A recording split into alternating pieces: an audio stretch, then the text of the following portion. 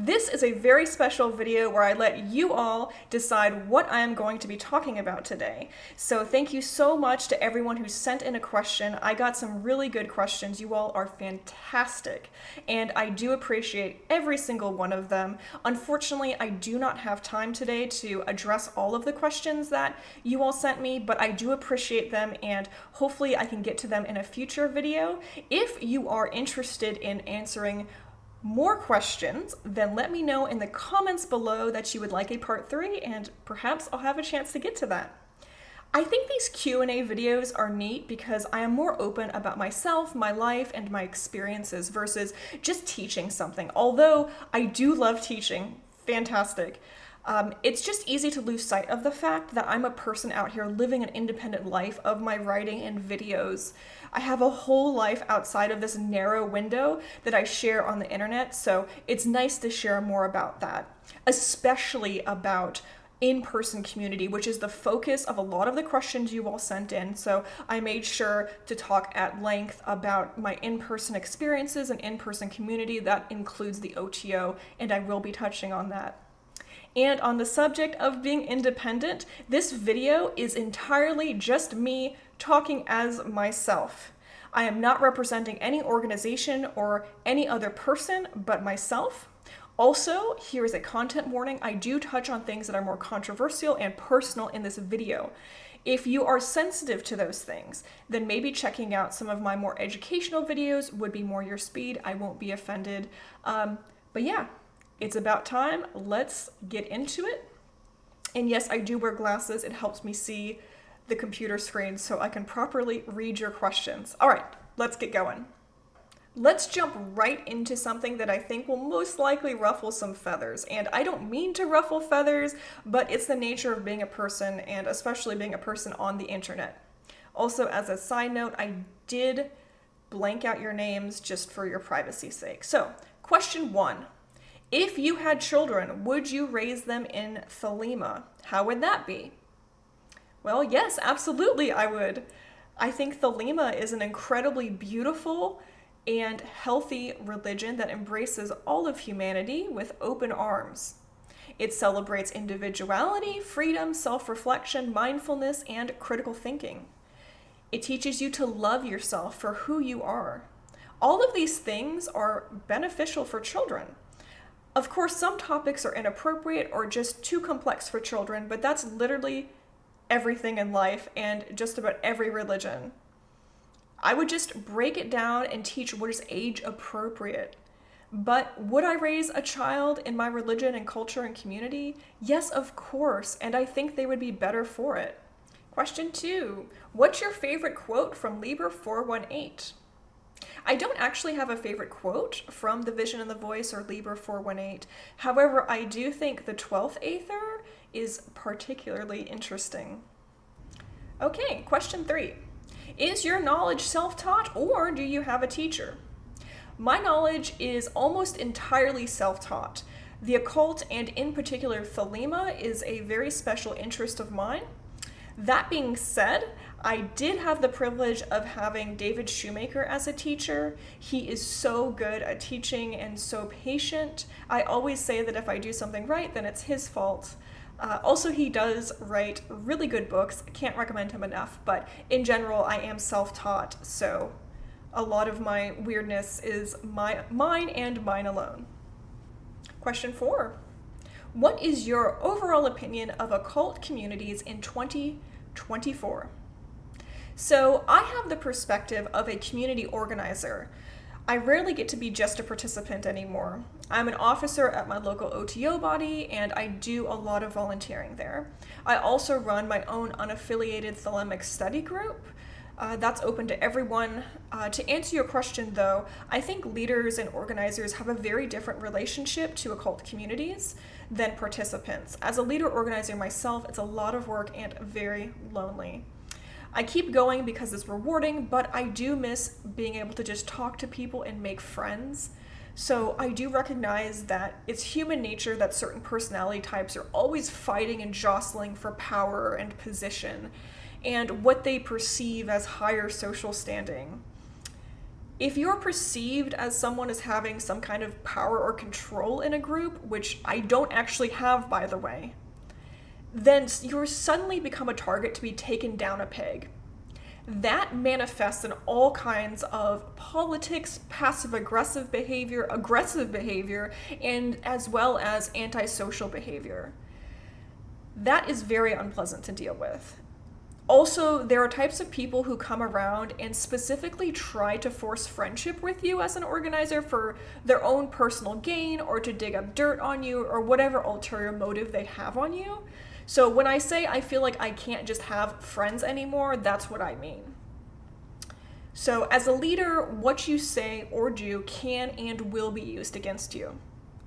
So for someone like me who is already an introvert and not enjoying social interactions to begin with, this is particularly annoying and exhausting. So talking from my own perspective here, I've stopped talking to people on the internet entirely. I rarely talk to my friends in real life. I just log on, work, and nothing else. So I rarely feel nurtured by this constant work, and I am sad a lot. I fear this will lead to burnout eventually, if I'm not burnt out already. And I guess I just wish occult communities were less focused on the drama and the politics and the hierarchy and more focused on doing the work and doing the magic. That's what I love, that's what I'm here to do, and that's what I'm here to inspire you all to do. I'm optimistic for the future. I continue doing what I do because I love it. Things just look a little bit dark right now. Please do a video of the LBRP demonstrating it. Yes, I do plan to do that video. Actually, that will be the next demonstration type video I plan to do. Currently, I'm making a bunch of different types of videos because I just feel like there's a need and an interest, and also doing different types of videos like doing a Q&A, an interview, an educational video that helps me stay refreshed and energized, and that diversity keeps me interested too. But I love doing demonstration videos and teaching content. I currently have a number of demonstrations on there where I demonstrate Liber Helios and saying will. Those are all classic Thelemic rituals, but I do plan on doing the LBRP, and there's so many different types of the LBRP that I would like to teach a Thelemic version that I think would be valuable for people. Thank you for that question. What do you want to achieve through magic? I would like to achieve the accomplishment of my true will, the great work, the summum bonum, true wisdom, and perfect happiness. Are you going to be at Mystic South this year? Yes, I will be a presenter at Mystic South this year, so I'm looking forward to going to a bunch of great rituals and discussions and panels and meet and greets, but most importantly, I'm a presenter, and my workshop is going to be Learn the Basics of the Thoth Tarot. I keep hearing again and again and again in pagan and witchcraft spaces that people would like to learn the Thoth Tarot, but nobody's teaching it. Well, congratulations, I'm teaching it, and I'm going to be teaching it at Mystic South. What's unique about the way I'm going to teach this is it's not going to just be symbolism and correspondences, although I will get into that. I want to focus on the creation of the deck and what it means in the history. I feel like when we talk about the Thoth Tarot deck, it's always Aleister Crowley's deck, when in reality, this deck would not exist without Freda Lady Harris, her artwork, her vision, and she did get Crowley to help her understand what she needed to do. She brought him on and actually paid him a stipend to help her create this deck and learn magic from him, but it was really Freda Lady Harris, so I'm excited to talk a little bit about her history, and shed light on that amazing artist and occultist herself. And then once I get into that, I'm going to talk about Thelema, and I just want people to come away from my presentation at Mystic South with a really good feel for this deck and how to use it regardless of their background. So thank you for asking. See you all there. Come see me at Mystic South. It'll be tons of fun. Okay, question 8. I hate to hear you're headed towards burnout. Is that the system or not enough support? Yeah, this is going to be a deep one to answer, but I think it's an important conversation. And this one also goes back to the whole occult community discussion, because I feel like those both reflect how I'm feeling and view the situation at the moment. So to answer your question, it's probably a little of both, honestly. And I hear similar complaints and concerns from other creators and writers all the time. However, I think ceremonial magic and Thelema and that whole sphere can be a special kind of isolating. Unlike certain witchcraft spaces, ceremonial magic is male dominated, full of vitriol and misogyny. I deal with a unique kind of hate, exclusion, and harassment for simply existing that my witchy peers and male peers do not have to deal with. And when I say these things, I speak from a place of truth that's gonna be hard for some people to hear, but I think people need to hear this because it's true. So for more background, I talk a lot with other writers and creators to support their work and also to do better with my own work. Of course, a lot of venting goes on from both sides, but what I see and deal with is often in another league of terrifying compared to what my witchy peers deal with in these spaces. As far as the male Thelemite perspective, my partner is one of the most visible, well-known Thelemites alive today, and that's not a flex, right?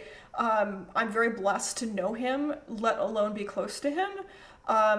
I just adore that man with every fiber of my being. He's truly a radiant person, and that's a whole nother conversation. I love him so much. But we share things with each other, and he has also seen his fair share of things on his end. So I'm constantly showing him stuff that I deal with, screenshots, pull up my phone, look at this. And he is absolutely shocked. He has never had to deal with or been the subject of half of what I deal with. He had no idea until I showed him, and it honestly breaks his heart. So it is not lost on me that if I was a young man, then my work would be much more highly valued and respected. When I first started writing and making videos and doing what I need to do, I had absolutely zero support. It was just me. And it was also my thick skin and my force of fire to create. I needed to create, right? I needed to make art and write and create and do things that wasn't, no one, short of being dead, no one was going to stop me. And now, speaking now in the current day, I do have love and support. I am so very grateful for that. But it's never lost on me how I deal with obstacles other people do not. And basically because of the subject matter and my gender. And perhaps how I present myself as well. That being said, I hope my voice can make it easier for other women, queer folks, whatever, who may come after me. And ultimately, that's what keeps me going. The people who value my work are going to find and appreciate my work, and people who are so steeped in their own navel-gazing and bigotry that they cannot understand or appreciate the value in other perspectives, then what I do will never be for them, and that's okay. So thank you for the opportunity for me to talk about that. I think it needed to be said. You, as yourself, do you believe in the existence of demons, angels, and other figures of all occultism? So all occultism, that's a lot to take in, right? So let me just say this. I do believe in angels and demons, but perhaps not in the way others conceive of them, and absolutely not in the way that Hollywood portrays them.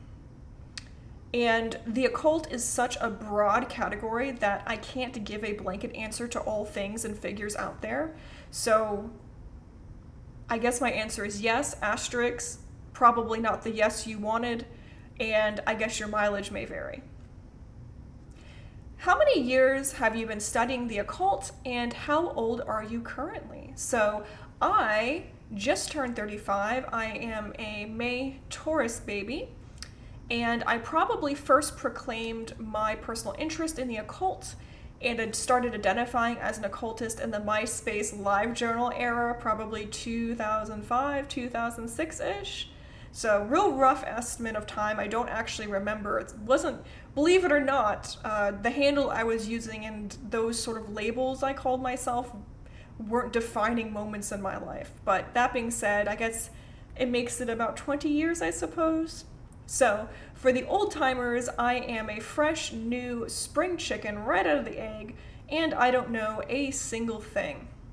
However, for the rest of society, I am a bookish, insane, expired spinster who has never married. And the truth is probably somewhere in between, right? All right, question 11. Most effective method to reach the knowledge of attaining the conversation for a single practitioner.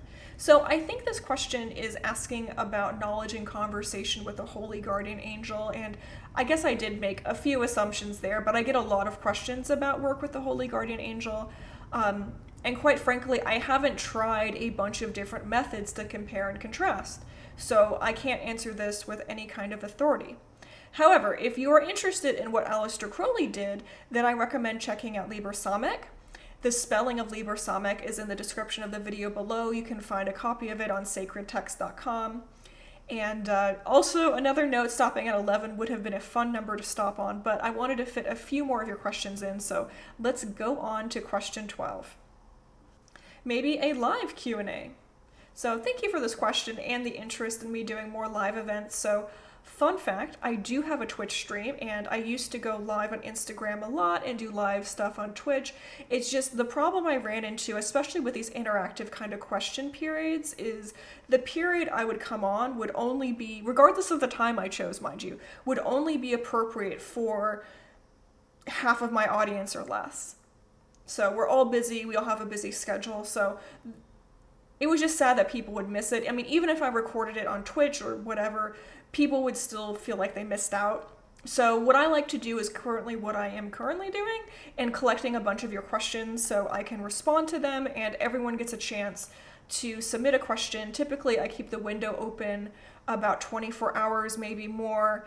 And again, if you want to submit a question to me, keep an eye on my Instagram. That's mainly where I collect questions, but also over Discord. That's a great way to send me stuff. And yeah, I just feel like people like that method better. But that being said, if y'all would like more live stuff, I'm down for doing more live stuff. Just let me know. Do you think people of other paths, say Christian, Wiccan, Taoist, etc., can practice Thelema? So for me, this question is like asking if you can be a Christian and a Muslim at the same time, or Jewish and a Christian at the same time. So Jews for Jesus exists, and so does just about every other iteration of religious combination you can imagine, and then some.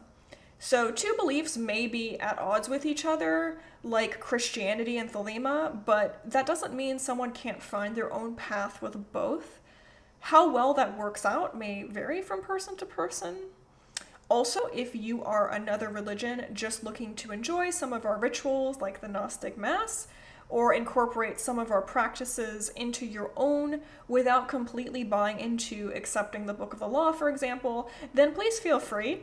I'm personally totally okay with that. Of course, I don't speak for all Thelemites, but I feel like if someone finds joy and beauty in any of this, then I do hope you use it.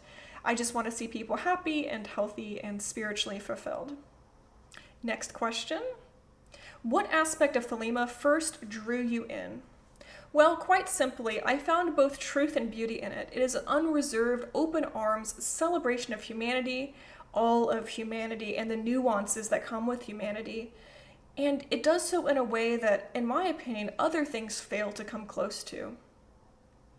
It is also honest and unreserved love, or love under will.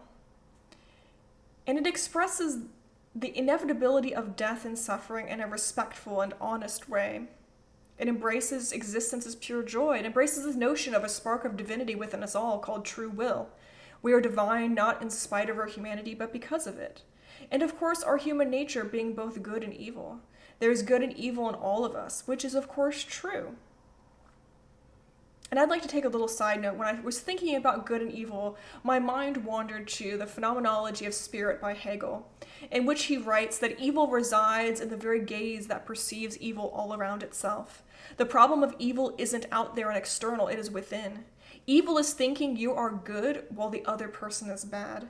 And wow, how did that ring true for me? And I think that idea was one of them that attracted me to Thelema to start with. And I think one of the things that people cause them to reject Thelema outright is they see Crowley as being this flawed man.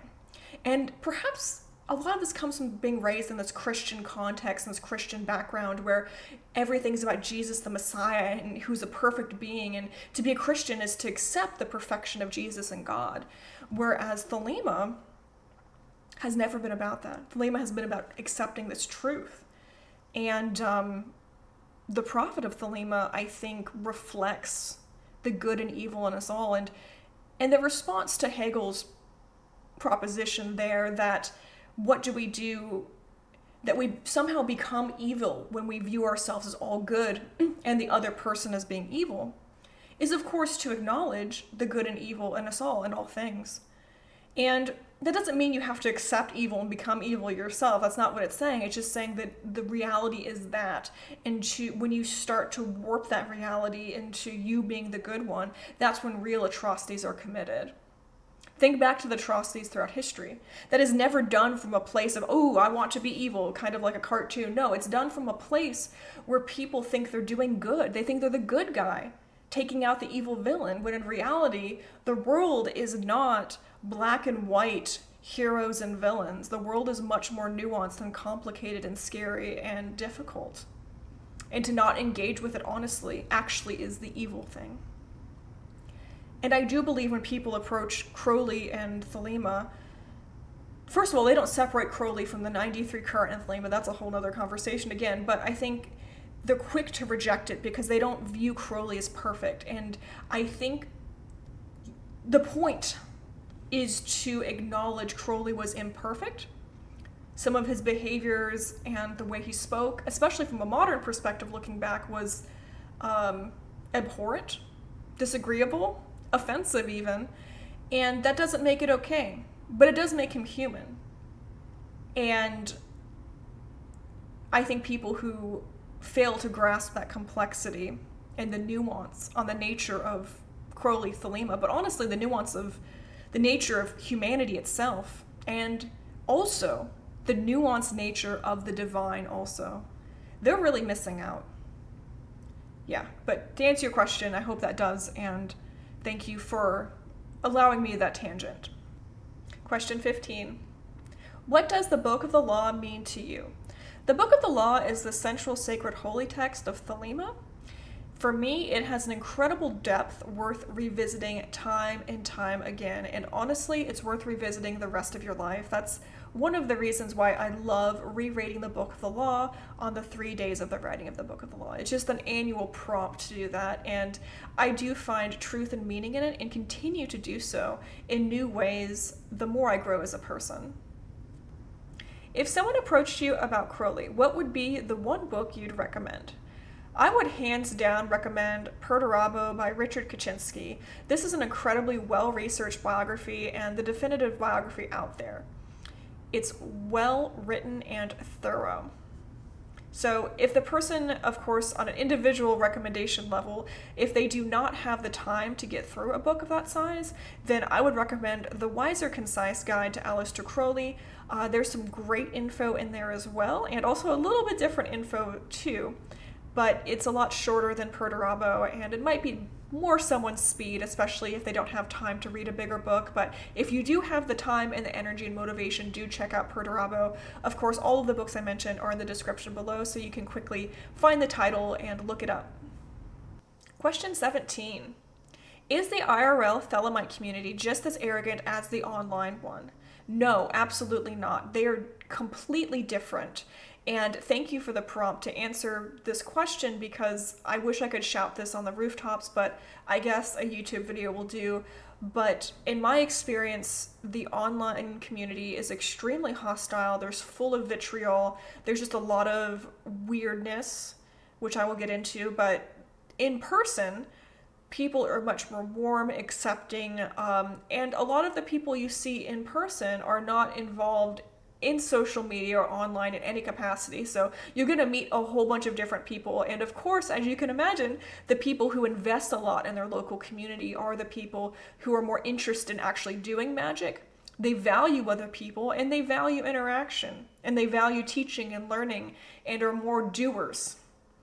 Whereas, as you can imagine, some of the personality types that gravitate towards being permanently online or only existing in online spaces perhaps don't do well in social settings. Maybe they've been kicked out of various communities, or they just prefer to be online and sort of navel gaze, and they have their own little kingdom. And I've noticed that a lot of the cis white straight men, and typically these are old white men, right? They take up a lot of oxygen in the room in online communities. They take up a lot of space. And as a result, it's twofold, right? I would say a great majority of people and a lot of people in ceremonial magic or Thelema in general are only doing stuff in person. They have no interest in being public about it. They have no interest in doing anything on social media about it. So keep that in mind. But among even the ones that do, I often hear them outshouted because they're not making as big of a ruckus. The reality of social media today and the reality of the way these algorithms work on Twitter, Instagram, Threads, Blue Sky, whatever, is there is an algorithm, and things that elicit reactions get pushed more and shown to more people. And the things that elicit reactions a lot are things that are rage-inducing, disagreeing. And people are now talking about this thing called rage baiting, where people purposely post something inflammatory or incendiary to get attention. For some of these people, the result of creating dramatic, hostile, negative environments and continually pumping out, this is why I'm upset today, they get a lot of engagement from that. And it's basically rage farming, or it's rage baiting. Those are two, I'm using those terms interchangeably, but they mean kind of different things. But in this case, people are doing both of them, right? And when they get more engagement, that feeds their ego.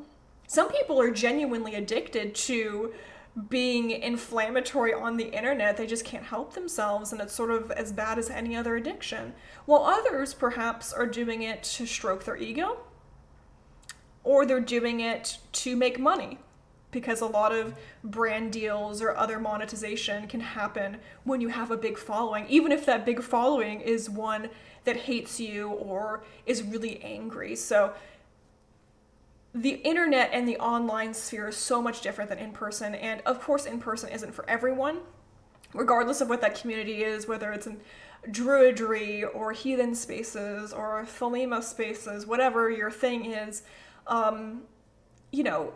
People are people. There's going to be a mix of personality types, but if you feel a calling, I say go check it out, and don't be afraid to go check out your in-person community and see if it's the right space for you, because quite frankly, I've completely unengaged or disengaged from the online spaces and continue to engage with my in-person community, and that's where I really put my effort into. So I find it much more rewarding. Question 18. Do you think misfortunes happen to those who practice Thelema? So I hear this a lot. It's sort of like one of those, folk tales going around about Thelema as you start the initiatory path and your whole life falls apart. And that hasn't been my experience at all. And quite frankly, if I truly believed misfortunes are going to happen to me, I probably wouldn't do that thing. You would have to have some really big, tangible big reward at the end for me to engage in something that was self-sacrificial or going to cause harm or misfortunes, right? But no, I don't think it does. In fact, I believe the opposite. I believe inviting Thelema into your life and engaging with the 93 current invites in some really beautiful gifts. I think it strengthens you. I think it opens your world. And I think it allows opportunities to explore yourself and understand the world in a more nuanced, beautiful way. And quite frankly, it brings in a lot of fortunes. So yeah, that's been my experience, that my life has gotten so much brighter and beautiful and lucky, starting not only the initiatory path, but just engaging with the 93 current in a more meaningful and magical way. Question 19. What would you advise if you want the best authentic Thelemite experience? So I kind of had to reflect on this question a little bit, because what is an authentic Thelemite experience? And my mind kind of drifted towards something that keeps alive one of Aleister Crowley's rituals, and honestly, I would advise attending a public performance of the Gnostic Mass. The Gnostic Mass is a dramatic participatory ritual written by Aleister Crowley, and it's an amazing and authentic experience. It's put on by the OTO, or Ordo Templi Orientis, which I've already mentioned a few times, but for those who don't know, it's a paramasonic fraternity, a magical fraternity. And you do not have to be a member or join the OTO in any capacity to participate in the Gnostic Mass. So I think this is a great opportunity to get a big bang for a little buck. You get a lot for very little commitment, and it's authentic, it's done with respect to the letter of the ritual as best as possible, regardless of where you see the Gnostic Mass. Of course, there's going to be local variations in how it's performed, but oftentimes the Mass team doing it is out of love and a gift to the community, and what a great experience it is. So I hope you go check it out if you're interested. Question 20. What is your favorite ritual besides the Gnostic Mass? So this was a tricky one because I feel like a lot of different rituals do a lot of different things. But if I had to speak personally, some of my OTO initiations have been the most powerful and meaningful rituals I have ever done. I've been involved in some other types of initiations that were equally incredible, but the OTO, a few of those initiations definitely comes to mind as being my favorite, and I look forward to keeping those rituals alive and not just being a participant, but also one day being an initiator and helping others experience that. I think that would be really cool. Question 21. This is the grand finale, so if you've made it this far, thank you so much. And I have saved the most spicy one for last, and I saved it for people who have watched this far into the video. It's like a treat at the end, because a lot of the things I have to say will most likely offend people. So on a note on that, something to remember is that this is my opinion and my experience alone. We can all have different experiences and different opinions because we are different people living different lives. So what I'm about to say does not negate your personal lived experience. It's not an attack on you. This is just me sharing my personal truth, which may not be your personal truth. So the question is, can you share some criticism you have regarding the OTO? Thank you for asking me this question. And I don't think the internet is really ready for what I have to say because it is completely at odds with the dominative narrative that is trotted across the internet. It seems like if you don't submit to the egos of the big voices and the community online, then you are offered up for the slaughter. And in my case, that means threats of violence and other horrific things that I can't say because it'll probably get me demonetized, and other general cruelty for simply disagreeing with people. However, I am not a timid person, and this is what I have to say because I want to say it and I feel like I want to put my voice out there. The OTO is the most positive and transformative organization I have ever been a part of, and I don't say that lightly. I absolutely adore the rituals, the people, and the community. It hasn't always been easy, but that's life. That's people. Do I love everyone in the OTO?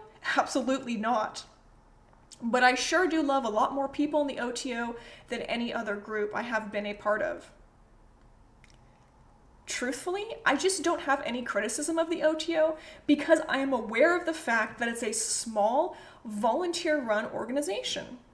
Of course, I do have some, minor criticisms of like, oh, I wish this ritual was done like this, or, we need to do this or that. But I'm talking about the big criticisms here, right? I have the perspective of someone who's an organizer and someone who keeps their expectations in check.